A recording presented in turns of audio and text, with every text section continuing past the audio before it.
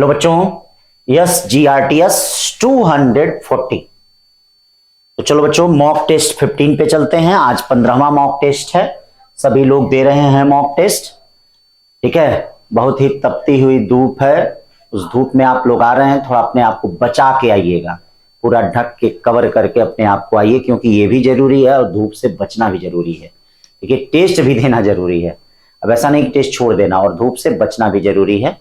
तो दोनों से बेटा थोड़ा सा क्या है, सतर्क रहिएगा धूप से। धूप बहुत ज्यादा है, हाँ, क्योंकि तबीयत खराब ना होने पाए। क्योंकि एक दिन तबीयत खराब होने का मतलब 5 दिन खराब होना। इस समय जैसे एक क्वेश्चन आपका गलत होता है नीट में, तो 1 नंबर नहीं गलत होता। बहुत बच्चे कहते हैं कि सर एक क्वेश्चन गलत किया 1 ही माइनस होगा ना। जब एक क्वेश्चन गलत होता है तो बेटा आपके 5 नंबर माइनस होते हैं। बोलिए कैसे?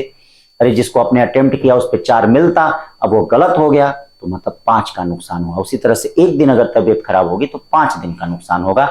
मैं क्लास में पहले से भी बता रहा हूं, एक दिन अगर निगेटिव हुआ तो 5 दिन खराब हो जाता है। तो अपने आप को बचा के बेटा इस समय सतर्क रहिए। हाँ, धूप से बच के रहिए। ठीक है ना, धूप बहुत जबरदस्त है, क्योंकि किसी को भी लग जाएगा। हम लोग देख रहे हैं कि एक दिन धूप में निकलना पड़ रहा है तो कितनी मुश्किल हो रही है, कितनी प्रॉब्लम हो रही है। ठीक है बच्चों, हाँ, बहुत दिक्कत हो रही है। तो इसलिए प्लीज धूप से बच के रहिए, अच्छा करिए, बेस्ट करिए। हाँ, दोनों चीज, सतर्कता भी रहे, सावधानी भी रही, क्योंकि सावधानी हटी दुर्घटना घटी। ठीक है बेटा, तो आ जाइए। वैसे सब कुछ अच्छा रहेगा। हाँ, चलिए क्वेश्चन चलते हैं। पहला question, motorcyclist going round in circular track, constant speed है, कांस्टेंट लीनियर। देखिए सर्कुलर ट्रैक है बेटा, तो सब कुछ बदलेगा। जैसे वेलोसिटी का डायरेक्शन बदलता है, एक्सेलेरेशन का भी डायरेक्शन बदलता है, कभी यहां हो जाएगा कभी यहां हो जाएगा। ठीक है, एंगुलर वेलोसिटी बस नहीं बदलेगी बेटा। एंगुलर वेलोसिटी क्या होती है? जैसे साल नीट में आया भी था 2023 में। एंगुलर वेलोसिटी क्या होती है? रोटेशन के, चाहे इधर घूमे चाहे इधर घूमे, हमेशा इस दिशा में होगी एंगुलर वेलोसिटी। हमेशा एंगुलर वेलोसिटी इस डायरेक्शन में होती है। तो एंगुलर वेलोसिटी बस ठीक ठाक रहेगा। ठीक है ना, तो ये हो गया आपका तीसरा। फिर देखते हैं दूसरा क्वेश्चन क्या कह रहा है। A balloon of mass m descending down with an acceleration a। तो मान लीजिए कोई भी बलून अगर नीचे की तरफ आ रहा है तो उसका जो बॉयंस फोर्स लगेगा वो लिफ्ट वाला केस हो जाता है बेटा, G माइनस ए हो जाएगा। अब कह रहा कुछ मास उसमें से निकाल दिया गया, मान लो डेल्टा एम मास निकाल दिया गया, तो ये जो बलून है वो ऊपर की तरफ जाने लगा, लेकिन बॉयंस फोर्स वही रहेगा। जैसे एम माइनस डेल्टा एम निकाल दिया गया तो ऊपर की तरफ जाने लगा, तो ऊपर की तरफ कितना हो जाएगा बेटा? G प्लस ए हो जाएगा। कह रहा है कि जो निकला हुआ मास बताइए, तो दोनों बॉयंस फोर्स आपस में बराबर है।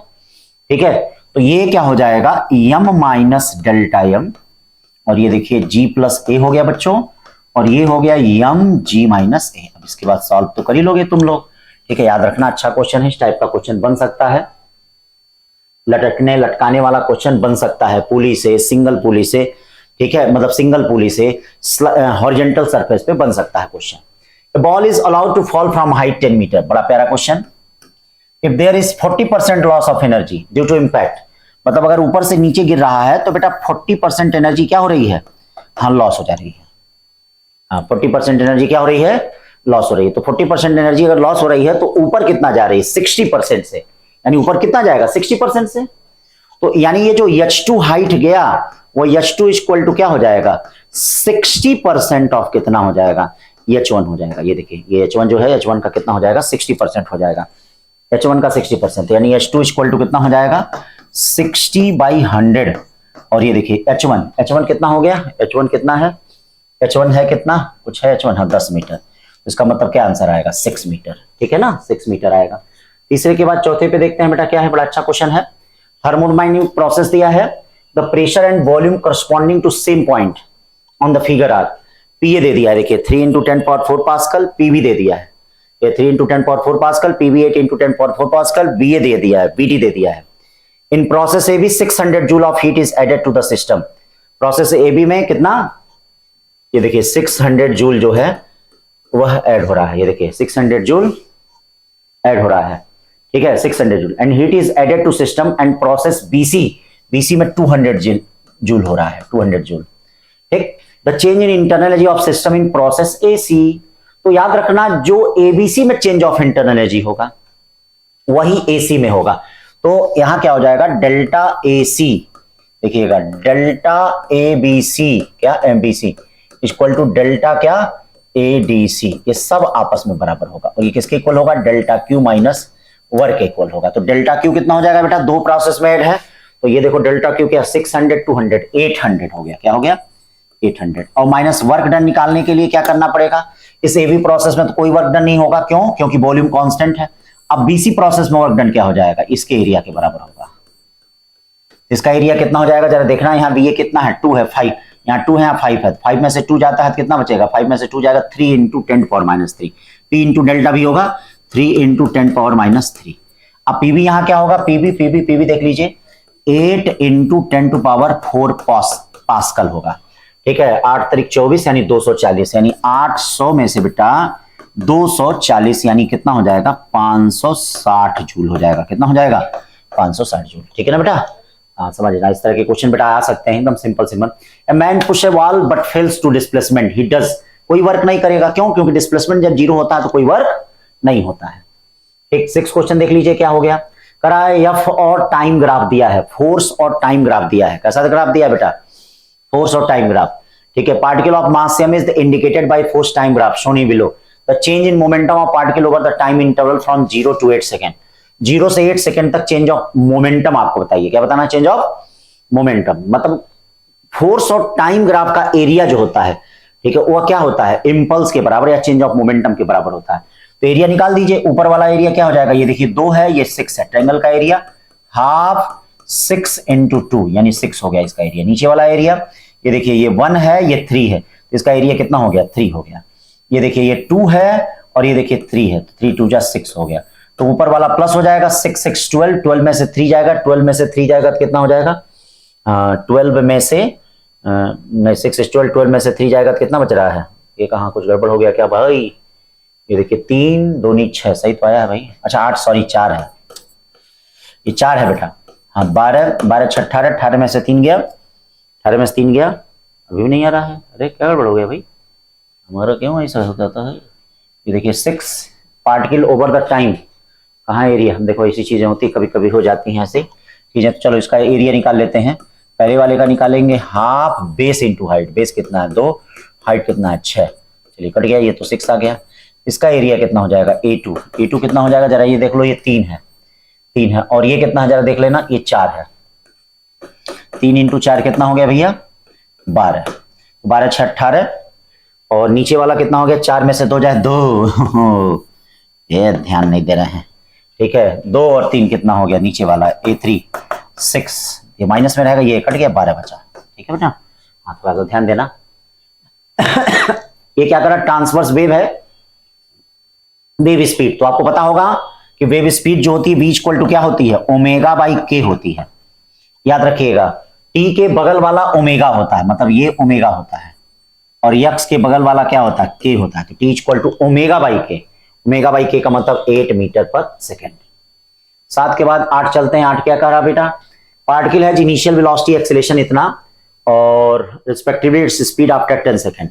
तो आप जानते हैं स्पीड का फार्मूला क्या होता है v equal to u plus at, देखिए v इक्वल टू u कितना है बेटा जरा देखिएगा 3i cap plus 4j cap और प्लस एक्सेलरेशन कितना है जरा देखिएगा 0.4i कैप 0.3j कैप और ये 10, ठीक है। तो इसको सब मल्टीप्लाई करेंगे, v इक्वल टू कितना हो जाएगा 7i cap plus 7j cap.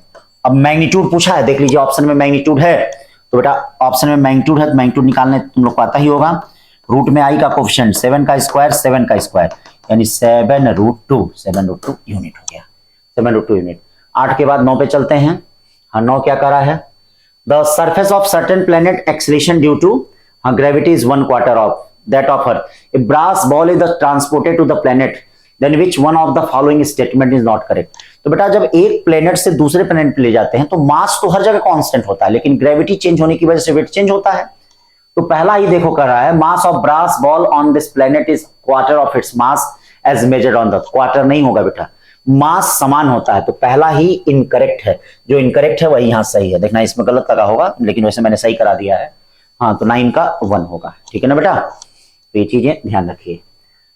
10 क्या कर रहा है, देखिए क्या कर रहा है, वेक्टर ए दिया vector B then projection of A on B. तो आपको पता होगा बेटा वेक्टर ए का वेक्टर बी पे प्रोजेक्शन मैंने आपको क्लास में पढ़ाया था, वेक्टर ए डॉट बी पे कैप। ऐसे देखिए हर क्वेश्चन का ऐसे फार्मूला भी लिख लीजिए तो भी आपके लिए बड़ा हेल्प करेगा। इसको आप कह सकते हैं वेक्टर ए बी कैप को आप क्या कहते हैं, वेक्टर बी अपॉन क्या कहते हैं, बी कहते हैं। ए और बी का डॉट प्रोडक्ट निकाल दीजिए, चलिए ओ बी का डॉट प्रोडक्ट और बी के मैग्नीट्यूड से उसको क्या करिए, डिवाइड कर दीजिए। कर देंगे ना तो ये आएगा। ठीक है, 10 के बाद 11। A wire has the major इतना, ठीक है, लेंथ में इतना, maximum percentage error in the density. तो डेंसिटी क्या होती है बच्चा, मास अपॉन वॉल्यूम होती है, या मास अपॉन वॉल्यूम क्या होता है, पाई आर स्क्वायर होता है। तो डेल्टा रो अपॉन रो, ठीक है, डेल्टा यम, एरर में ऐसे ही निकालते हो ना, और plus delta two delta R upon R plus delta L upon L into 100 से मल्टीप्लाई करते हैं। देखिए इंटू 100 से मल्टीप्लाई करते हैं, इंटू 100 से, यानी delta M upon M plus two delta R upon R plus delta L upon L into क्या करते हैं 100, इंटू क्या करते हैं 100 करते हैं। अब डेल्टा एम की वैल्यू देखो दी गई है, यही डेल्टा एम होता है और ये एम होता है। यहां देखो इसकी वैल्यू दी गई है रेडियस, ये डेल्टा आर की वैल्यू है, ये आर की वैल्यू है, ये डेल्टा एल की वैल्यू है, एल की वैल्यू, सबकी वैल्यू दी गई है, 100 से मल्टीप्लाई कर दीजिए, आ जाएगा आपका। ठीक है ना, और अच्छा क्वेश्चन है। इस तरह का वैसे क्वेश्चन रिपीट हो चुका है नीट में इस टाइप का। अब देखिए, time taken by a block of wood initially at rest to slide down as a smooth incline plane 9.8 metre, ये कितना होगा 9.8 मीटर होगा लॉन्ग। ठीक है, तो ये बताइए स्मूथ इंक्लाइन प्लेन पे एक्सेलेरेशन कितना लगता है, ये बताइए एक्सेलेरेशन जी साइन थीटा लगता है। तो अगर ब्लॉक नीचे की तरफ आ रहा है तो यल इक्वल टू क्या हो जाएगा, y equal to 0 plus half g sine theta t का स्क्वायर हो जाएगा। क्यों भैया, हो जाएगा कि नहीं। यल देखिए दे दिया है, यल कितना दे दिया है 9.8 दे दिया है इंटू 2, ठीक है, ये क्या हो जाएगा 9.8, साइन कितना हो गया 30, और ये क्या हो जाएगा टी का स्क्वायर, टी का स्क्वायर, इसका मतलब क्या हो जाएगा T square equal to cut गया, टी स्क्वायर इक्वल टू 4, बहुत सही सेट करके दिया है, 2 सेकंड लगेगा। ठीक है ना भैया, हाँ तो ये चीज ध्यान दीजिएगा, बड़ा अच्छा क्वेश्चन। 12, 13 क्या कर रहा है बेटा, रॉकेट ऑफ मास इतना है, इतने केजी से ऊपर की तरफ जाता, थ्रस्ट ऑन द रॉकेट। तो आप लोगों को पता होगा कि रॉकेट अगर ऊपर की तरफ जाता है, ये देखिए रॉकेट जा रहा है, तो इस पे जो थ्रस्ट माने फोर्स लगता है वो क्या लगता है U D M by D T. ठीक है, अगर मास वेरी कर रहा है तो U D M by D T होता है, और अगर वेलोसिटी वेरी करता है तो M D U by D T होता है, लेकिन मास यहां वेरी करता है। क्यों, क्योंकि फ्यूल रॉकेट का खत्म होता है। अब आदमी तो कोई उतरता नहीं है उसमें, लेकिन फ्यूल उसमें क्या होता है धीरे धीरे खत्म होता जाता है। तो अब इसमें दे दिया है ये मीटर पर सेकेंड, द गैस इजेक्टेड ये दे दिया है, और ये आपका डीएम बाई डी टी दे दिया है, रख दीजिए आ जाएगा। फिर देखिए 14 क्वेश्चन क्या कर रहा है, 2 masses 4 kg and 5 kg are connected by, 4 kg and 5 kg connected by string passing through a frictionless pulley and the kept on a frictionless table as shown in the figure, the acceleration of 5 kg masses, acceleration of 5 kg masses। तो अब देखिए acceleration का एक shortcut formula हमेशा याद किए रही बेटा, m2 साइन उधर का एंगल माइनस m1 जिधर है उधर का एंगल। ठीक है, ये देखिए g अपॉन, क्लास में भी मैंने बताया है, अपॉन m2 प्लस कितना m1। अब देख लीजिए एंगल का मतलब क्या हो गया बेटा, ध्यान दीजिए, साइन अल्फा का मतलब क्या हो जाएगा, ये देखिए साइन 0 हो गया, क्या हो गया ये साइन अल्फा का मतलब क्या हो गया, हाँ 0, ये साइन अल्फा का मतलब क्या हो गया 0 हो गया। यहां क्या हो जाएगा बीटा, मतलब इस पे रखा हुआ है तो अल्फा 0 होगा, यहाँ बीटा 90 है, तो इसके लिए ए इक्वल टू क्या होगा m2g, ये आपका हर जगह काम कर जाता है, m2 प्लस m1 हर जगह। यहाँ देखिए बीटा 90 है ना, यहाँ से एंगल 90 बनाएगा, और यहाँ क्या बनाएगा 0 डिग्री बनाएगा अल्फा, तो ये वाला मास 0 हो गया। अब क्या बचा m2g upon m2 plus m1, m2 की वैल्यू दी गई है, g की वैल्यू दी गई है, m2 प्लस m1। यही अगर पुली से लटकाया जाए तो भी वही, अगर इंक्लाइन प्लेन से लटकाया जाए तो कहीं भी आप लगा सकते हैं इसके लिए। ठीक है, कहीं भी लगा सकते हैं, तो ये चीज ध्यान दें, बड़ा अच्छा है। 15 क्या कर रहा है भैया, 15 कह रहा है कि when the body is projected an angle with A horizontal, ये देखिए एंगल पे फेंका जा रहा है, ऐसे बॉडी को ऐसे फेंक रहे हैं विथ हॉरिजॉन्टल, किससे horizontal, uniform gravitational field of the earth, the angular momentum of body about the point of projection, point of as proceed along the path. ठीक है, तो क्या होगा यहां से देखिए, अगर मान लीजिए यहां रहेगा तो याद देखिए यल आर बदल रहा है, यल इक्वल टू क्या होता है एम वी आर, तो जैसे जैसे बॉडी बढ़ रही है वैसे वैसे आर बदल रहा है, देखिए आर बदल रहा है, तो आर बदल रहा है तो इसका मतलब एंगुलर मोमेंटम क्या करेगा इंक्रीज करेगा, क्या करेगा इंक्रीज करेगा। ठीक है, about the point of projection as it proceed along the path, ठीक है ना, यहां से देखिए यहां तक इंक्रीज कर रहा है। तो उसके बाद 16 चलते हैं, 16 क्या हो रहा है, 2 स्फेरिकल न्यूक्लियाई है मास नंबर इतना, ठीक है, respect the ratio of r1 by r2। तो आपको पता होगा कि r directly proportional to a पे 1/3 होता है, यानी R1 upon R2 equal to क्या होता है बेटा, A1 अपॉन A2 पे कितना 1/3, A1 अपॉन A2 पे 1/3, A1 अपॉन A2 पे 1/3 का मतलब ये देखो 216 अपॉन 64 पे 1/3 अब ये कट गया 64 से, हाँ उसको अब सॉल्व कर लीजिए, सॉल्व कर लेंगे तो कितना आ जाएगा 3:2 आ जाएगा, ठीक है ना। कट कर लीजिए, कट करके क्यूब रूट ले लेना, ठीक आ जाएगा। 16 के बाद 17 क्या कर रहा है, 17 देखिए कर रहा है कि इलेक्ट्रिक पोटेंशियल का क्या रिलेशन होगा। तो मैंने आपको बताया था कि इलेक्ट्रिक फील्ड का डायरेक्शन हायर पोटेंशियल से लोअर पोटेंशियल तक होता है। किधर होता है बेटा, हाँ लोअर पोटेंशियल से हायर पोटेंशियल तक, और यहां पोटेंशियल समान होता है, तो ये VA और VB तो समान होगा, और जैसे जैसे आगे बढ़ते जाएंगे वैसे पोटेंशियल घटता जाएगा। तो ये वाला आपका होगा दूसरा, VA equal to VB greater than VC। 17 के बाद 18 पे चलते हैं बेटा, करा the photoelectric threshold wavelength for a potassium work function. तो आप जानते हैं work function W equal to क्या होगा 1240 नैनोमीटर अपॉन लेमडा। ये देखिएगा इलेक्ट्रॉन वोल्ट में रहना चाहिए और लेमडा जो आएगा 1 नैनोमीटर में आएगा। किसमें आएगा, हाँ तो इलेक्ट्रॉन वोल्ट में कितना है 2 है, ये 1240 अपॉन लेमडा, ये नैनोमीटर में आएगा। इसका शॉर्टकट तरीका सब क्लास में बताया है, तो 620 नैनोमीटर। सब हल्के हल्के एक लाइन के क्वेश्चन दे रहे हैं, कहीं कोई हमको अपने ज्ञान का प्रदर्शन नहीं करना है, और इसी टाइप का आपको पेपर भी मिलेगा बेटा, ध्यान दीजिएगा। हाँ अभी तक जितने पेपर हैं सब ऑनलाइन है, अच्छा करिए, फिजिक्स केमिस्ट्री बायोलॉजी तीनों में अच्छा करिए। हाँ एक आध क्वेश्चन भी, एक आध पेपर होगा बीच में टफ थोड़ा सा कर देंगे, ठीक तो देख लीजिएगा उसमें भी क्या है, लेकिन हतोत्साहित नहीं होना है, हमेशा उत्साहित रहना है, उत्साह को एकदम भरपूर रखना है। निराशा तो इस समय आनी ही नहीं चाहिए, हमेशा एक विश्वास हो कि हम होंगे कामयाब, कि हमें सेलेक्ट होना है, हम होंगे कामयाब, ठीक है बेटा। ये 10-15 दिन ही आपके जीवन के सबसे कीमती समय है। इस समय अपने आप को संभाल लीजिए, अपने रोग अपने दोष को थोड़ा खत्म करके अच्छे से क्या है समेट लीजिए, जहां अच्छे से समेटे। और जो चीज नहीं पढ़े उसका टेंशन मत लीजिए कि ये नहीं पढ़े, कुछ तो जानते होंगे, उसका कोई फार्मूला जानते होंगे, जो भी फार्मूला जानते होंगे वही याद कर लीजिए, ठीक है, वही देखिएगा आ जाएगा। लेकिन परेशान नहीं कि ये चीज नहीं पढ़े हैं वह नहीं आ रहा, आप उसका कुछ बेसिक ही जान लीजिए। भाई याद रखिए नीट की परीक्षा आप दे रहे हैं, ठीक है, डर को भगाइए, डर के आगे ही जीत होती है। ये नहीं कि क्या सर ये भी नहीं तैयार वो भी नहीं तैयार, ऐसा नहीं है, तैयार है, डर लगता है, किसी को भी डर लगता है बेटा, हम लोग भी परीक्षा दें, ठीक है, तो हमको भी डर लगेगा, ठीक है, लेकिन जितना है उतने में ही आप क्या है अपने आप को अच्छे से करिए। कोई भी चैप्टर हो, बहुत बड़ा है बहुत बृहत में नहीं पढ़ रहे हैं, उसका छोटा छोटा फार्मूला ही खाली 2-4 याद कर लीजिए, और याद रखिए मान लीजिए उस चैप्टर से अगर 3 क्वेश्चन आना होगा तो 2 आसान आएगा, एक ही कठिन आएगा, तब भी आप करते करते फिजिक्स में 35-40 तक पहुंच जाएंगे और अच्छा करके आएंगे, ठीक है। Radiation of energy if fails normally on the perfect reflecting surface, the momentum transfer to the surface. तो बेटा मोमेंटम क्या होता है आप जानते हैं, ये मोमेंटम जो होता है यहाँ पे मोमेंटम P इक्वल टू क्या होता है E/C होता है। ये देखिए मोमेंटम क्या होता है, देखिए मोमेंटम क्या होता है, ये P इक्वल टू क्या होता है E/C होता है। ये देखिए E/C होता है, momentum P equal to E/ क्या होता है C होता है, E/C। अब जब यहां से रिफ्लेक्ट होके आएगा बेटा, परफेक्टली क्या है रिफ्लेक्टिंग सरफेस है, तो यहां पे ये क्या हो जाएगा P2 इक्वल टू -E/C। तो केवल डायरेक्शन चेंज हुआ और कुछ नहीं। अब चेंज ऑफ मोमेंटम जो होगा वो कितना आ जाएगा 2E/ कितना हो जाएगा C, 2E/C कोई ऑप्शन, ये परफेक्टली एब्जॉर्बिंग रहता तो केवल E/C होता। 19 के बाद 20 देखिए क्या कह रहा है, 20 कह रहा भैया the energy equivalent of 1 atomic mass unit is, energy equivalent of 1 atomic mass unit is, energy equivalent of 1 atomic mass unit is, एक एटॉमिक मास यूनिट का एनर्जी कितना, energy equivalent of 1 atomic mass unit, ठीक है। तो ये आप जानते ही होंगे, इसको कोई पढ़ने की जरूरत नहीं है, इतना तो पता ही आपको। द नॉर्मल फोर्स, तो नॉर्मल फोर्स बेटा फ्रिक्शन कोफिशिएंट पे नहीं डिपेंड करता है, आप जानते हैं friction coefficient nature of substance पे डिपेंड करता है, मतलब नेचर ऑफ किसका बना हुआ है रोड, ठीक है, तो नॉर्मल रिएक्शन पे डिपेंड करता है, तो डज नॉट चेंज।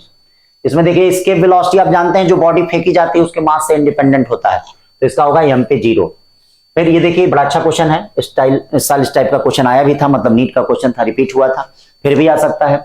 E1 देखिए दे रहा है 12 वोल्ट है, इस टाइप का कोई ना कोई क्वेश्चन बन सकता है, 12 वोल्ट है, 0 इंटरनल रेजिस्टेंस, और ये जो E दे रहा है बेटा ये 2 वोल्ट का दे रहा है, कर रहा है कि गैलोमीटर 0 रीड कर रहा है। तो बच्चा ये बताओ अगर गैलोमीटर 0 रीड कर रहा है तो इसका मतलब इसमें करंट तो नहीं है, लेकिन हाँ आप जानते हैं कि सर्किट में करंट ना हो लेकिन पोटेंशियल डिफरेंस जरूर क्रिएट होता है, तो जो इसके क्रॉस पोटेंशियल डिफरेंस होगा वही पोटेंशियल डिफरेंस इसके क्रॉस भी होगा, क्यों बच्चा, जो इसके क्रॉस पोटेंशियल डिफरेंस होगा वही पोटेंशियल डिफरेंस इसके क्रॉस भी होगा। तो अगर 2 वोल्ट है तो इसके क्रॉस भी पोटेंशियल डिफरेंस कितना होगा 2 वोल्ट होगा, बोलो अगर 2 वोल्ट है तो इसके क्रॉस भी पोटेंशियल डिफरेंस कितना होगा, 2 वोल्ट होगा। देख लीजिए इसके क्रॉस भी पोटेंशियल डिफरेंस कितना हो जाएगा, ये देखिए इसके क्रॉस भी पोटेंशियल डिफरेंस कितना होगा, 2 वोल्ट होगा। अब इसके क्रॉस पोटेंशियल डिफरेंस कितना होगा भैया, 10 वोल्ट होगा। कितना होगा, 10 वोल्ट होगा। तो जो करंट इसमें होगी वही करंट इसमें भी होगी, दोनों करंट आपस में समान होगा। भाई देखिए करंट ऐसे ही जाएगा, ऐसे जाएगा, ऐसे जाएगा, इसमें तो करंट जाएगा ही नहीं। तो दोनों में करंट आपस में बेटा क्या होगा, इक्वल होगा। इसमें करंट कितनी हो जाएगी, वोल्टेज अपॉन कितना, रेजिस्टेंस। ठीक है, इसमें करंट कितनी हो जाएगी बेटा, वोल्टेज अपॉन कितना, एक्स। 2 से 5 चला गया और एक्स इक्वल टू कितना हो गया, 100। एक्स इक्वल टू कितना हो गया, 100। ठीक है ना भैया। तो देखिए 23 के बाद 24 पे चलते हैं, क्या करा है, डिप्लेशन। ये भी तो सिंपल क्वेश्चन है। डिप्लेशन लेयर किसके कारण बनती है बेटा, जब पी टाइप से इलेक्ट्रॉन या होल्स एन टाइप से इलेक्ट्रॉन होल्स आपस में डिफ्यूज होते हैं, तो डिफ्यूजन के कारण बीच में क्या बन जाती है, डिप्लेशन लेयर। याद रखना, डिफ्यूजन के कारण, डिफ्यूजन ऑफ चार्ज कैरियर्स। ठीक है।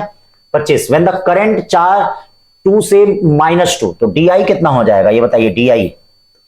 डी करंट का चेंज 2 + 2 यानी 4 एम्पियर हो जाएगा। dt कितना हो गया, dt 0.05 हो गया second. And EMF 8 volt, EMF कितना हो गया भैया, ईएमएफ हो गया 8 वोल्ट हो गया। कर रहा है सेल्फ इंडक्शन, तो आपको फार्मूला पता ही होगा, E = LdI/dt। मॉड वैल्यू लीजिए, LdI/dt। E क्या हो गया, 8 हो गया। L कितना हो गया बताना है, DI/dt 4/0.05। अब यहां से L की वैल्यू आप निकाल सकते हैं। ठीक है ना, 1 आ जाएगा। फिर देखिए ये क्या दिया है, displacement current goes through the gap between the plates of capacitor when the charge of capacitor. देखना थोड़ा सा चेंज करा दिया है, ये हमने डज नॉट करा दिया है। क्या करा दिया है, चार्ज ऑफ कैपेसिटर चेंज। तो आप जानते हैं कि डिस्प्लेसमेंट करंट क्या होती है, देखिए डिस्प्लेसमेंट करंट होती है dq/dt। डिस्प्लेसमेंट करंट क्या होता है, ε0 d∅/dt। हाँ, डिस्प्लेसमेंट करंट क्या होता है, डिस्प्लेसमेंट करंट होता है q = c dv/dt। तो एक चीज याद रखिएगा, डिस्प्लेसमेंट करंट तभी हो सकता है जब electric field, electric flux, charge सब वेरी करे। तो हमने यहां इसको कट कर लीजिएगा, इसको हमने कट करा दिया है, ये है ही नहीं। तो ये बताइए डिस्प्लेसमेंट करंट कब हो रही है, जब चार्ज क्या है, चार्ज इलेक्ट्रिक फील्ड चेंज हो रहा है। तो इसका मतलब असर्शन यहां पे क्या है, region. Displacement current arise in the region in which electric field constant. नहीं, इलेक्ट्रिक फील्ड कांस्टेंट नहीं होनी चाहिए, इलेक्ट्रिक फील्ड वेरी करनी चाहिए। इस आधार पे इस पे आंसर जो है वो तीसरा है। कौन सा आंसर है बच्चा, हाँ तीसरा है। तो चेंज हो गया होगा, आप लोग को पता चल गया होगा, उसके अनुसार ठीक करिएगा। फिर यहां देखिए क्या कर रहा है, 27 इन YDSC 60 fringe in the field view. देखिएगा ये भी इंपॉर्टेंट क्वेश्चन है। इतना कोइंसाइड कर रहा है, तो आप जब कोइंसाइड करता है YDSC में, जब फ्रिंज आपस में कोइंसाइड करती हैं, तो उसके लिए मैंने आपको पढ़ाया है n1 λ1 = n2 λ2। ध्यान दीजिएगा, n1 λ1 = क्या पढ़ाया है, n2 λ2 पढ़ाया है। n1 λ1 = n2 λ2 पढ़ाया है। देखिए n1 λ1 = क्या, n2 λ2 मैंने आपको बताया है। ठीक है, इस तरह की बातें मैंने आपको बताई हैं। तो अब देखिए एक n1 दे दिया है, कहां गए n1 भाई, हाँ एक वेवलेंथ दे दिया है, λ2 दे दिया है, n2 निकालना है, यहां से निकाल लो, आ जाएगा। ठीक है, 27 के बाद 28 फोटॉन बिहेव्स, मास बताना है। तो आप जानते हैं एनर्जी जो होती है, आइंस्टीन की एनर्जी कौन सी होती है, mc²। ये क्या होता है, h होता है। तो अब बताइए m = क्या हो जाएगा, h/, कितना, c²। ये दूसरा वाला होगा, h/c²। 29 क्या करा, highly energetic electrons are bombard on the target of an element containing 30 neutrons. Containing कितना, 30। याद रखिएगा, कोई भी आपका अगर एटम होता है, देखिए Z से, ठीक है, तो न्यूट्रॉन कितना कंटेंट कर रहा है, 30। हाँ, तो इसका मतलब न्यूट्रॉन क्या होता है आप जानते होंगे। ठीक है, न्यूट्रॉन A-Z को ही क्या कहा जाता है, 30। A-Z को ही 30 कहा जाता है। The ratio of the radii of nuclei to helium nucleus 14 पे 1/3। The atomic number of nucleus, तो एटॉमिक नंबर मतलब A जब तक नहीं निकलेगा तब तक एटॉमिक नंबर नहीं निकलेगा। A निकल जाएगा तो भी खटाक से आ जाएगा, A निकल जाएगा, ठीक है, तो भी Z खटाक से आ जाएगा कि नहीं आ जाएगा। तो इसके लिए अब आप क्या करिए, R/R हीलियम दे दिया है इक्वल टू, उसका एटॉमिक मास कितना है, A है, और हीलियम का कितना होगा, 4A होगा। 4A पे 1 कितना हो गया, 3। ये देखिए ये क्या दिया है, 14 पे, ये एटॉमिक मास निकालना, इसका तो 4 है ना, 14 पे 1/3 दे दिया है। इसका रेशियो R/RH का रेशियो 14 पे 1/3 दे दिया है। A'/4 कितना दे दिया, 1/3। A' की वैल्यू दोनों तरफ क्यूब कर दीजिए, तो A' की वैल्यू कितनी हो गई, A' की वैल्यू 56 हो गई। ठीक है, 14 4 56। अब आप देखिए ये 56 हो गया, यही A' है। ठीक है, और माइनस क्या हो गया, z इक्वल टू 30। याद रखना ए डैश नहीं पूछा था, z पूछा था, केयर करना, ऐसे ही क्वेश्चन क्या गुमराह करेगा। तो 56 में से 30 जाएगा तो आपका कितना हो जाएगा, कई लोग 56 मार दिए होंगे, ये सब गलत है। हाँ, अपने आप को कंसंट्रेट करिए, क्योंकि एटॉमिक नंबर पूछा है, एटॉमिक मास नहीं पूछा है।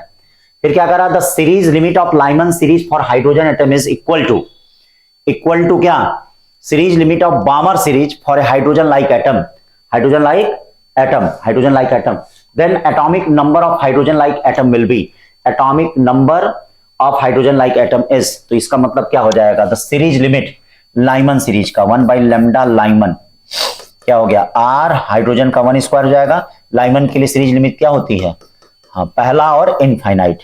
बामर के लिए क्या हो जाएगी भैया, अब ये देखिएगा हाइड्रोजन लाइक है तो जेड स्क्वायर हो जाएगा, 1 by 2 square minus 1 by infinite का स्क्वायर। बामर क्या होता है, 2 में सीरीज होता है। अब इन दोनों को क्या कर दीजिए, ठीक है, दोनों की वेवलेंथ आपस में बराबर है, बराबर कर दीजिए, जेड की वैल्यू आ जाएगी, जेड की वैल्यू, ठीक है, निकाल लेना। 30 के बाद 31 क्या कह रहा है, the photoelectric threshold wavelength of silver is, threshold wavelength of silver is 3250 into 10⁻10 metre.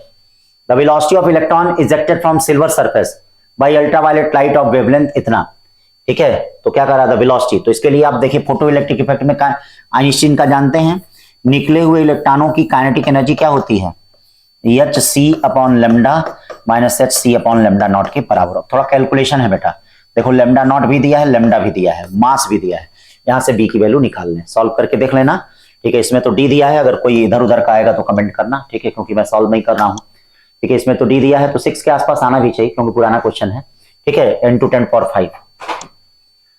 31 के बाद 32 देखिए, बड़ा प्यारा क्वेश्चन, बहुत ही इंपॉर्टेंट, बहुत ही प्यारा हो सकता है, इस टाइप का क्वेश्चन बन भी सकता है। यहां पे क्या कर रहा है भैया, सब कुछ स्पीड लाइट का दे दिया है, मैग्नेटिक फील्ड का इक्वेशन दे दिया है, कर रहा है मैक्सिमम इलेक्ट्रिक फील्ड बताइए। तो बेटा ये जो होता है ये मैक्सिमम मैग्नेटिक फील्ड होता है, क्या होता है, मैक्सिमम मैग्नेटिक फील्ड। और आप जानते हैं सी इक्वल टू क्या होता है, E not upon B not होता है, C equal to E not upon कितना होता है, B not, C equal to E not upon B not. अब आपको मैक्सिमम क्या बताना है, इलेक्ट्रिक फील्ड बताना, E not equal to C into कितना होगा, बी नॉट। सी आपको पता ही है, बी नॉट पता ही है, इनको मल्टीप्लाई कर दीजिए, आ जाएगा, ठीक है ना। 33 देखिए, बड़ा अच्छा क्वेश्चन। 33 का रहा है कि भैया एक रॉड है, उस रॉड को बेंड करके, देखिएगा रॉड नहीं मैग्नेट है, मैग्नेटाइज्ड वायर, वही मैग्नेट बेंड करके ये बनाया जा रहा है। कहा जा रहा है कि मैग्नेटिक मोमेंट क्या होगा, तो ये देखिए इसका मैग्नेटिक मोमेंट अगर रॉड का निकालना होगा तो capital M equal to M into pole strength into इसकी लंबाई होती है। अब जब इसको बेंड किया गया है तो याद रखना, बेंड किया गया है तो जो लेंथ लेंगे इन दोनों पोल के बीच की शॉर्टेस्ट डिस्टेंस हो जाएगी, मतलब ये जो रेड वाली लाइन है शॉर्टेस्ट डिस्टेंस हो जाएगी। तो शॉर्टेस्ट डिस्टेंस कितनी होगी, ये 60 डिग्री का आर्क बन रहा है, आर है तो ये भी आर बनेगा, इक्विलेटरल ट्रायंगल बनेगा कि नहीं बनेगा, आर बनेगा। तो यहां पे जो नया मैग्नेटिक मोमेंट होगा m dash equal to m into कितना ले लेंगे, आर ले लेंगे। बोलिए भाई, नया magnetic moment m dash equal to m into कितना लेंगे, आर। देखिए m dash equal to m into कितना करेंगे, आर करेंगे, यानी m dash equal to m into r. अब यम डैश यम तो ठीक है, आर निकालना है, तो आर के लिए क्या करेंगे, देखिए आप जानते हैं ये लेंथ कितनी निकलेगी, एंगल कितना दिया, π/3, एंगल इक्वल टू आर्क कितना, आर्क तो एल लंबाई का है ना, आर्क अपॉन रेडियस, हाँ रेडियस कितना हो जाएगा, आर। या ये देखिए आर की वैल्यू कितनी हो जाएगी, आर इक्वल टू हो जाएगा 3l अपॉन पाई। देखिए are equal to 3l upon कितना है, 3l अपॉन पाई। ये देखिए एम इंटू एल को क्या कहते हैं, कैपिटल एम, तो एम डैश इक्वल टू कितना हो जाएगा, 3m बाई पाई हो जाएगा, 3m बाई पाई। 4 क्वेश्चन। 33 के बाद 34 बड़ा अच्छा क्वेश्चन है, देखिए हो सकता है इस टाइप का क्वेश्चन नीट में भी बन सकता है, बड़ा प्यारा क्वेश्चन है। तो देखो बेटा, एक लूप है जो इस मैग्नेटिक फील्ड से बाहर निकल रहा है, तो आपको मैंने क्लास में भी बताया है, जब भी लूप मैग्नेटिक फील्ड से बाहर निकलता है, मैग्नेटिक फील्ड में एंटर करता है, मैग्नेटिक फील्ड से बाहर निकलता है या मैग्नेटिक फील्ड में एंटर करता है, तो भैया इससे रिलेटेड फ्लक्स में क्या होता है, चेंजेज होते हैं। ऐसे रिलेटेड फ्लक्स में क्या होगा, चेंज होगा, जिसके कारण इंड्यूस्ड ईएमएफ डिपेंड करता है। और यह जो इंड्यूस्ड करंट होता है I equal to E by R होता है। ई क्या होता है, VBL, ठीक है भाई यार। अब देखो ये साइड ये सब इंड्यूस्ड ईएमएफ नहीं प्रोड्यूस करेगा, तो इंड्यूस्ड ईएमएफ के लिए खाली ये वाली साइड लेनी पड़ेगी। ये तो ये कितना दिया होगा, जो भी दिया होगा इसका लेंथ ले लेना, वंस वेलोसिटी भी दिया रेजिस्टेंस देख लो, रेजिस्टेंस ये देखिए व्हीट स्टोन ब्रिज बन रहा है, तो बीच स्टोन ब्रिज बन रहा है तो इसमें करंट जाएगा ही नहीं, तो 2 2 कितना हो गया 4, 1 1 कितना हो गया 2। तो ये देखिए 4 और 2 पैरेलल में 4 दूनी 8/6 यानी कितना हो जाएगा 4/3 हो जाएगा, 4/3, 4/3 और ये 1.7 ओम है इसका, तो ये पूरा रेजिस्टेंस कितना हो गया 1.3 1.7 यानी 1123 ओम हो गया, कितना हो गया 3। तो देखिए V भी दे दिया है, V कितना दे दिया है 10⁻³ मैग्नेटिक फील्ड भी दे दिया है, मैग्नेटिक फील्ड कितना है भाई, ये भाई मैग्नेटिक फील्ड नहीं दिख रहा है, कहां गया 1 टेस्ला। लेंथ कितना दे दिया है, ये 5 सेंटीमीटर लेंथ दिया है, कितना दिया है 5 × 10⁻²। रेजिस्टेंस कितना दे दिया बच्चा 3 दे दिया, सब को रख दो जरूर आ जाएगा, ठीक है ना। कौन सा आ रहा है, ये आ रहा है। L/RCB का डायमेंशन देखिए बड़ा सिंपल है, L/R को हम क्या कहते हैं टाइम कांस्टेंट, देखिए टाइम, और CB को क्या कहते हैं Q, तो T हो गया और Q क्या हो गया AT, TT कट गया, A पावर क्या आ गया -1, ठीक है ना। 35 के बाद 36 देखिए, ये क्या हो रहा भैया, इरेगुलर शेप का है वायर, वह सर्कल बन जाता है। याद करिए मैंने आपको कई बार पढ़ाया है, बेसिक पढ़ाते वक्त भी, क्लास में पढ़ाते वक्त, कि जब भी किसी लूप, ठीक है, लूप को किसी मैग्नेटिक फील्ड में रखते हैं, मतलब किसी भी लूप से अगर कोई भी शेप बनाते हैं, किसी वायर से समान पेरीमीटर से अगर कोई भी शेप बनाते हैं 2D में, तो सर्कल का एरिया क्या होता है मैक्सिमम होता है। तो अगर इस बिगड़ी हुई आकृति से ये सर्कुलर आकृति बन रही है तो सर्कल का एरिया मैक्सिमम होगा। तो ये बताइए एरिया बढ़ रहा है, एरिया बढ़ रहा है तो मैग्नेटिक फील्ड बढ़ेगा, भाई ज्यादा कवर कर रहा है, तो जो इसमें इंड्यूस्ड करंट उत्पन्न होगी वह क्या है, इसके मोशन का अपोज करेगी। तो इसके लिए हम क्या करते हैं, इनवर्ड अगर मैग्नेटिक फील्ड है तो उसको हम क्या मान लेते हैं आउटवर्ड, मैंने क्लास में आपको बताया है इनवर्ड है तो उसको आउटवर्ड। अब देख लेते हैं, ये राइट हैंड थंब रूल लगा लेते हैं, अगर मैग्नेटिक फील्ड इधर की तरफ है ये देखिए, तो इंड्यूस्ड करंट कैसे होगा, ऐसे CBAD, CBAD या ADCB ऐसे होगा इंड्यूस्ड करंट, देख लीजिए ये ऐसे इंड्यूस्ड करंट होगा, ऐसे का मतलब ADCBA दूसरा वाला होगा, ठीक है ना। हमेशा ध्यान दें, बड़ा अच्छा क्वेश्चन है। 37 क्वेश्चन क्या कर रहा है, in the circuit shown in the figure neglecting source resistance the voltmeter and ammeter reading. तो देखो भैया इन दोनों का रेजिस्टेंस समान है तो इन दोनों का वोल्टेज भी समान होगा, करंट तो सेम ही होती है, तो इसीलिए VL - VC क्या हो जाएगा, ये बेचारा क्या हो जाएगा 0। तो जब ये 0 हो गया तो आखिरकार यही सब मेन हो गया। तो करंट के लिए क्या हो जाएगा, करंट के लिए RMS वैल्यू दी गई है 240 अपॉन रेजिस्टेंस दिया 30, यानी कौन सा होगा 0 वोल्ट 8 एम्पीयर।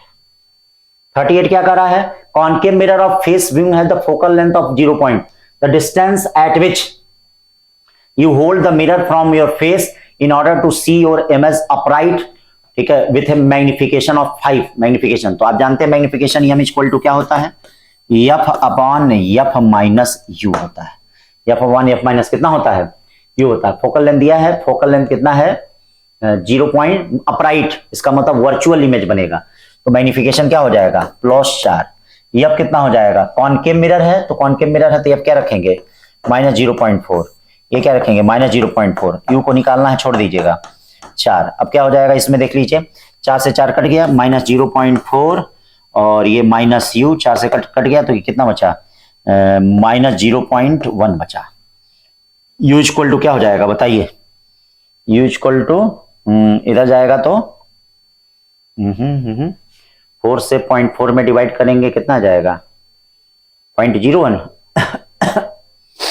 आ जा रहा, कहाँ गड़बड़ हो गया भैया, ओ सॉरी मैग्निफिकेशन 5। देखना जल्दबाजी में इससे होता है, जैसे हमसे गलती होती है, जैसे एग्जामिनेशन हॉल में बेटा आप लोगों से प्रेशर रहेगा, ठीक है ना, मैं हमको तो यहाँ कोई प्रेशर नहीं है, जल्दबाजी है, क्लास का भी तुरंत क्लास है उसका जल्दबाजी है, ठीक है।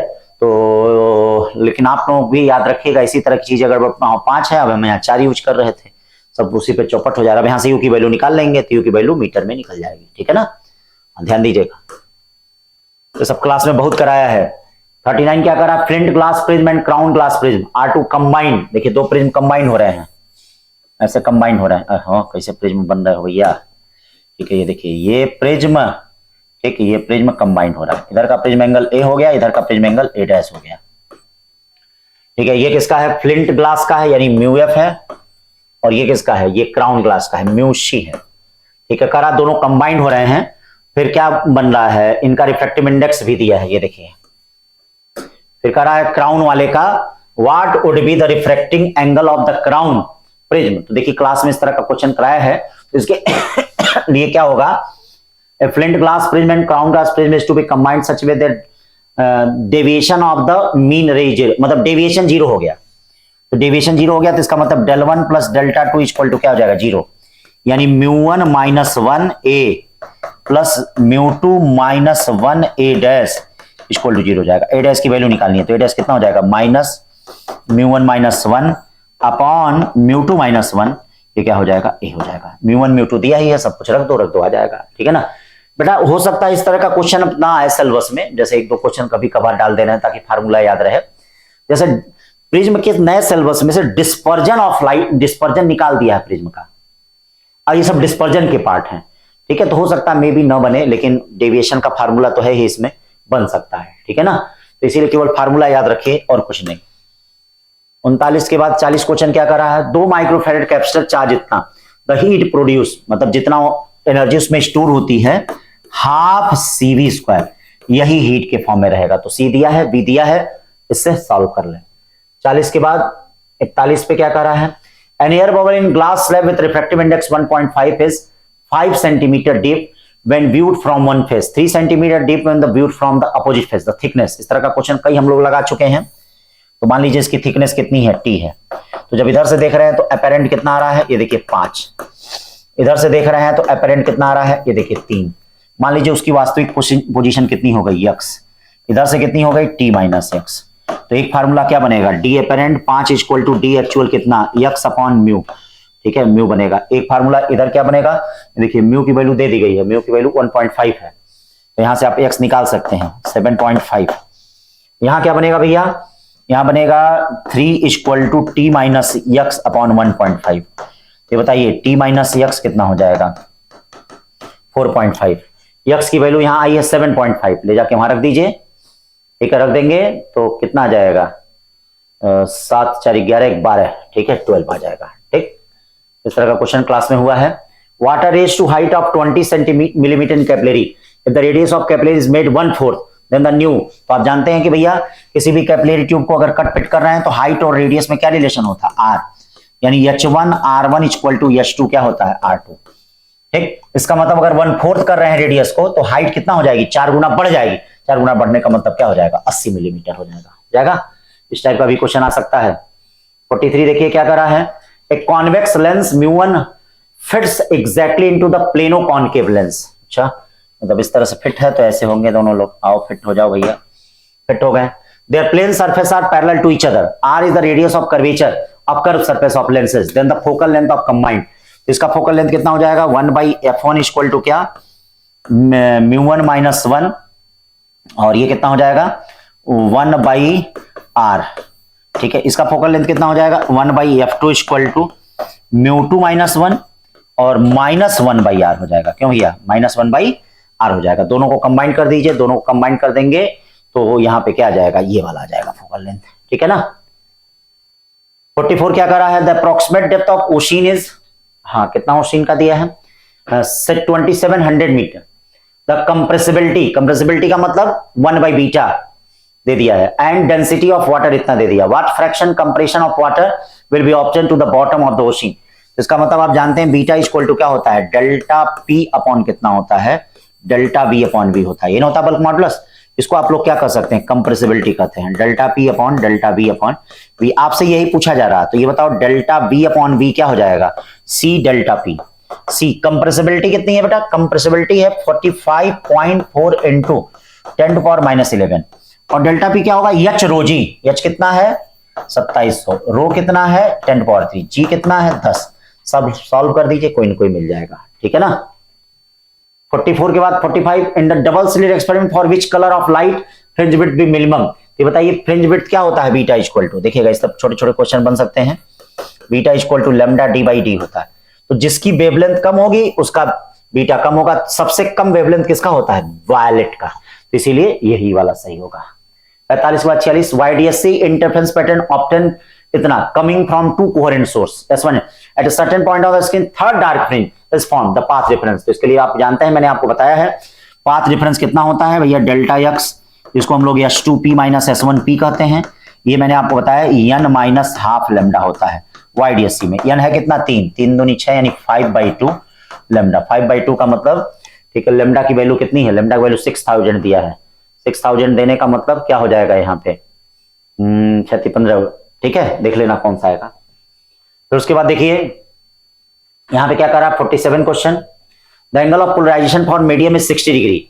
अब देखिए एंगल ऑफ पोलराइजेशन आप जानते हैं कि भैया 45 डिग्री से ज्यादा होता है और 90 से कम होता है, तो ये सही दिया है। एक बार एक क्वेश्चन में गड़बड़ हो गया था, तो यहां ध्यान दें। तो यहां पर म्यू इक्वल टू क्या होगा, म्यू इक्वल टू 10 IP हो जाएगा।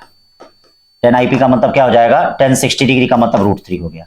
अब आपसे क्रिटिकल एंगल पूछा जा रहा है, तो बेटा साइन थीटा सी क्या होता है, बोलो 1/μ होता है। 1/μ का मतलब 1/√3, या थीटा सी इक्वल टू क्या होगा, साइन इनवर्स 1/√3 यानी 4 वाला होगा। क्या होगा 47 के बाद 48 क्वेश्चन, अल्टरनेटिंग EMF दिया गया है। ये देख लीजिए अल्टरनेटिंग EMF कितना, अल्टरनेटिंग EMF बेटा इसको हम लोग क्या कहेंगे, इसको हम लोग कहेंगे E0 कहेंगे, इसको हम लोग क्या कहेंगे ओमेगा कहेंगे, इसको हम लोग क्या कहेंगे C कहेंगे बच्चा, क्या कहेंगे C।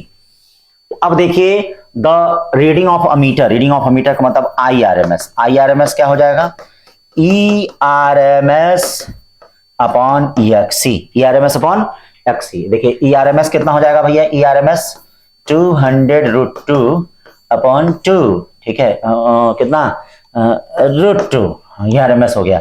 XC 1/ωc, ओमेगा कितना है 100, 1/ωc ऊपर चला जाएगा। 80 कितना है भैया 10⁻⁻6, 10⁻⁻ क्या, हाँ 6 दिया गया है देखिए, ठीक है 10⁻⁶। तो इसको सॉल्व कर लीजिए, सॉल्व करने पे जो आए उसको कर लीजिएगा, ठीक है ना, कैलकुलेशन कर लीजिएगा। अगर कोई नहीं मिलता है तो फिर कमेंट करिएगा बेटा, आंसर चेंज करा देंगे। LCR डिनोट इंडक्टेंस, ठीक करा है resistance, pick out the combination which does not have the dimension of frequency. तो फ्रीक्वेंसी आप जानते ही हैं, ठीक है कौन सा इसमें नहीं लग रहा है, यही नहीं लग रहा है C/L, R/L तो होता ही, R/L क्या होता है L/R टाइम पीरियड होता है, ये भी लग रहा है, ये नहीं लग रहा है, ठीक है मतलब यही सही है, यही सही है। 50 के बाद 50 देख लीजिए, 50 क्या है भैया, ठीक है match the following columns average speed. तो बेटा एवरेज स्पीड तो सब लोग जानते ही होंगे, एवरेज स्पीड इसमें कितनी होती है भैया, हाँ तो एवरेज स्पीड √m², IRMS भी जानते होंगे, मोस्ट प्रोबेबल स्पीड भी जानते होंगे, स्पीड ऑफ साउंड भी जानते होंगे, क्यों भैया स्पीड ऑफ साउंड भी जानते होंगे। तो ए का कौन सा सही हो गया, ये देखिए एवरेज स्पीड हो गई। √m² स्पीड क्या हो गई, ये देखिए 3 हो गया, यानी बी का कौन सा है 1। और मोस्ट प्रोबेबल स्पीड कौन सी हो गई 2RT, यानी सी का कौन सा हो गया 4, सी का 4, हाँ डी का 3, सही है, सारी चीज सही है। तो बेटा इस तरह से ये 50 क्वेश्चन हो गए, ठीक है ना। हाँ जेई वाला जो है बेटा सभी लोग ध्यान दें, हाँ जितने लोग सुन रहे हैं, जो जेई का है उसको मैंने यूनिट वाइज फिजिक्स का बनवा दिया है, केमिस्ट्री पे काम चल रहा है, ठीक है ना। तो फिजिक्स का मैंने बनवा दिया है यूनिट वाइज, तो उसको आप लोग ऑफिस से आके कलेक्ट कर लीजिए, उसको लगाइए, और जैसा समय मिलता है तो उसके कुछ चैप्टरों का हम वीडियो भी बना देते हैं। कोई बहुत कठिन नहीं आया है, थोड़ा सा इस बार पेपर क्या है टफ है, टफ था कुछ क्वेश्चनों में, लेकिन ऐसा नहीं सारे क्वेश्चनों में टफ है। तो फिर उसका वीडियो भी बना देंगे, एक बार जरूर देख लीजिएगा और कोशिश करिए कि उसको घर बैठ के अपने से लगाएं। यही आपका क्या हो जाएगा, समझ लीजिए 4-5 दिन का मंथन होगा। कुछ ना करें तो केवल उसका फार्मूला लिख लें, ना सॉल्व करें तो जेई के फिजिक्स का उसी तरह केमिस्ट्री का भी प्रोवाइड करा दे रहे हैं, और फिजिक्स की कोशिश कर रहे हैं हम, देखिए जितना हो सके मैक्सिमम क्या है, क्योंकि क्लास का भी बर्डन है, सब कुछ है, तो जितना भी है हो सकता है मैक्सिमम क्या है उसको बना देंगे, उसको जरूर देख लीजिए। और एग्जाम्पलर ऑब्जेक्टिव जरूर देखना बच्चों, एग्जाम्पलर ऑब्जेक्टिव जरूर देखो, मैक्सिमम चैप्टर मैंने बनाया भी है, ठीक है, और क्लास में भी करवाया है, सब कुछ बताया ही है, ठीक है ना, तो उसको जरूर देखिएगा। थैंक यू बच्चों।